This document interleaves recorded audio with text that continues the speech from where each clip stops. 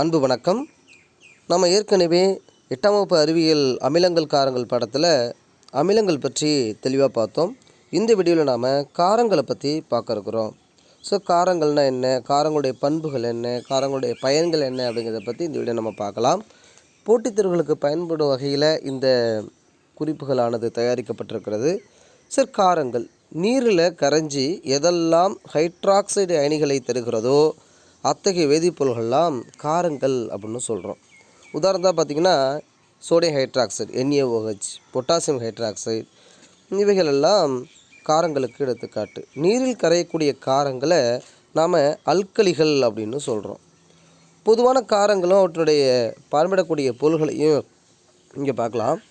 Magnesium hydroxide அப்படிங்கிற காரமானது magnesium பால்மமாக செயல்படுகிறது. நிறைய இடங்களில் நம்ம நெஞ்சு எரிச்சல்லாம் வரும், செரிமான கோளாறு காரணமாக. அப்போது இந்த மெக்னீசியம் பால்மத்தை சாப்பிட்டோம் அப்படின்னா, டேப்லெட்டாக எடுத்துக்கிட்டோம் அப்படின்னா ஆட்டோமேட்டிக்காக அந்த நடுநிலை அடைஞ்சு என்ன ஆகிடும் அப்படின்னா அமிலமும் காரமும் சேர்ந்து நடுநிலை அடைஞ்சு நமக்கு கொஞ்சம் சேஃபாக உணர்வோம். சோடியம் ஹைட்ராக்சைடு சலவை சோப்பாக பயன்படுகிறது. அம்மோனியம் ஹைட்ராக்சைடு ஜன்னல்களை சுத்தம் செய்வதற்கு பயன்படக்கூடிய கரைசல்.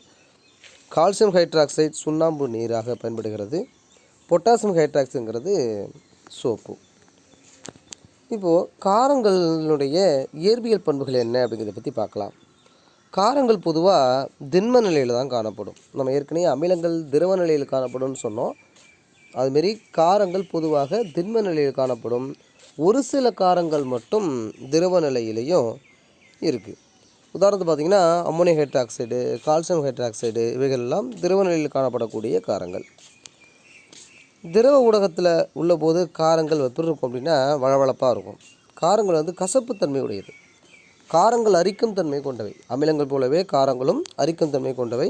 தோள்கள் மீது அடிக்கடி படும்போது வலிமிகுந்த கொப்பளங்களை கூட ஏற்படுத்தும். காரங்களுக்கு நிறம் இருக்கா அப்படின்னா நிறமற்றவை. அமிலங்கள் போலவே காரங்களுக்கும் நிறம் கிடையாது. காரங்கள் நிறங்காட்டிகளுடைய நிறத்தை மாற்றுகிறது. அதாவது சிவப்பு லிட்மஸ் தாளை நீல நிறமாகவும், மெத்தில் ஆரஞ்சு கரைசலை மஞ்சளாகவும், பிராப்தலின் கரைசலை இளஞ்சிவப்பு நிறமாகவும் மாற்றுகிறது. ரொம்ப இம்பார்ட்டன்ட் பாயிண்ட்டு. ஏன்னா அடிக்கடி இது சார்ந்த கேள்விகள் வருகிறது. அதாவது சிவப்பு லிட்மஸை நீல நிறமாக மாற்றினுச்சுன்னா காரம், மெத்தில் ஆரஞ்சு கரைசலை மஞ்சள் கலரில் மாற்றினுச்சுன்னா அதுவும் காரம், பிராப்தலின் கரைசலை பிங்க் கலராக இளஞ்சிவப்பு நிறமாக மாற்றினுச்சுன்னா அதுவும் காரம்தான். காரங்கள் நீர் கரைசல்களில் மின்சாரத்தை கடத்துகிறது. அமிலமும் மின்சாரத்தை கடத்தும், அதே போல் காரங்களும் மின்சாரத்தை கடத்துகின்றன. காரங்களுடைய வேதியியல் பண்புகள் என்ன அப்படிங்கிறத பற்றி பார்க்கலாம். காரங்கள் பொதுவாக உலோகங்களோட வினைபுரிகிறது கிடையாது.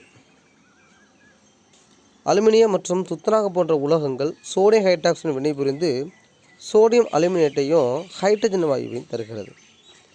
உதாரணத்துக்கு பார்த்திங்கன்னா இப்போ aluminium plus sodium hydroxide plus நீர் இது சேரும்போது என்ன கிடைக்குது பார்த்திங்கன்னா ஹைட்ரஜன் கேஸ் ஆனது வெளில வருது நீங்கள் பார்க்கலாம். அதே போல் அலோக ஆக்சைடோட வினை அப்படின்னு பார்க்கும்போது அனைத்து காரங்களும் அலோக ஆக்சைடோட வினை புரியும். அப்படி வினை புரியும் போது உப்பு மற்றும் நீரை தருகிறது. உதாரணத்துக்கு பார்த்திங்கன்னா கீழே பார்த்தா தெரியும் உங்களுக்கு, sodium hydroxide plus carbon di oxide சேர்க்குறோம். சேர்த்தா என்ன கிடைக்குது நம்மளுக்கு, சோடியம் கார்பனேட்டு ப்ளஸ்ஸு வாட்டர் ஆனது வெளில வர்றதுக்கு பார்க்கலாம் நீங்கள். அதுமாரி அம்மோனிய உப்புகளோட காரங்கள் என்ன பண்ணுது அப்படின்னு பார்த்தோம்னா வினை புரிஞ்சு உலோக உப்புகளையும் அம்மோனியா வாயுவையும் கொடுக்குது. உதாரணத்துக்கு பார்த்திங்கன்னா சோடியம் ஹைட்ராக்சைடோட ப்ளஸ் அம்மோனியம் குளோரைடை சேர்க்குறோம். அப்படி சேர்க்கும் பொழுது நம்மளுக்கு என்ன கிடைக்குது பார்த்திங்கன்னா sodium chloride plus ammonia gas கிடைக்கிறது நீங்கள் பார்க்கலாம். அமிலங்களுக்கும் காரங்களுக்கும் சில ஒத்துமையான பண்புகள் இருக்குது. நான் ஏற்கனவே சொன்ன மாதிரி அமிலங்களும் அரிக்குத்தன்மை உடையது, காரங்களும் அரிக்குத்தன்மை உடையது. அமிலங்களும் நீர்க்கரைசலில் அயனியாக்கத்தை உட்படுத்துகிறது. அதேமாதிரி காரங்களும் நீர்க்கரைசலில் அயனியாக்கத்துக்கு உட்படுது. அதாவது அது நீரில் கரைஞ்சி ஹைட்ரஜன் அயனியை கொடுக்கும் அமிலம், நீரில் கரைஞ்சி ஹைட்ராக்சைடு அயனியை கொடுத்துச்சுன்னா அதெல்லாம் காரம். நீர்க்கரைசல்களில் அமிலமும் மின்சாரத்தை கடத்தும், காரமும் மின்சாரத்தை கடத்தும். அமிலமும் நடுநிலையாக்க வினைக்கு உட்படும், காரமும் நடுநிலையாக்க வினைக்கு உட்படும். இந்த நடுநிலையாக்க வினைங்கிற என்னங்கிறத அடுத்த வீடியோவில் நம்ம தெளிவாக பார்க்கலாம். அமிலம் காரங்களுக்குள்ள வேறுபாடு என்ன அப்படின்னு பார்க்கும்போது நம்ம ஏற்கனவே பார்த்தது தான். அமிலங்கள் நீரில் கரைந்து ஹைட்ரஜன் அயனிகளை கொடுக்கும், காரங்கள் நீரில் கரைந்து ஹைட்ராக்சைடு அயனிகளை கொடுக்கும். அமிலங்கள் புளிப்பு சுவையுடையது, காரங்கள் கசப்பு சுவையுடையது. அமிலங்கள் திடநிலையில் காணப்படுகின்றன. பெரும்பாலான காரங்கள் திடநிலையில் காணப்படும். பொதுவாகவே அமிலங்கள் திரவ நிலையில் தான் காணப்படும். ஒரு சில அமிலங்கள் மட்டும் திடநிலையில் காணப்படும். காரங்களை பொறுத்தவரை பெரும்பாலும் இப்படி தான் இருக்கும், திடநிலையில் தான் இருக்கும். அமிலங்கள் நீல லிட்மஸ் தாளை சிவப்பாக மாற்றும். காரங்கள் சிவப்பு லிட்மஸ் தாளை நீலமாக மாற்றும். காரங்கள் எங்கெல்லாம் பயன்படுது அப்படின்னு பார்த்தோம்னா, குளியல் சோப்புகள் தயாரிக்கக்கூடிய பொட்டாசியம் ஹைட்ராக்சைடாக பயன்படுகிறது. சலவை சோப்புகள் தயாரிக்கிறதுக்கு சோடியம் ஹைட்ராக்சைடு பயன்படுகிறது. காகித தொழிற்சாலைகள் மற்றும் ஆடைகள் தயாரிக்கும் தொழிற்சாலைகளில் சோடியம் ஹைட்ராக்சைடு பயன்படுது. வெள்ளை அடிக்க கால்சியம் ஹைட்ராக்சைடு பயன்படுது. வயிற்றில் உருவாகக்கூடிய அமிலத்தன்மையை போக்குவதற்காக மெக்னீசியம் ஹைட்ராக்சைடு பயன்படுகிறது.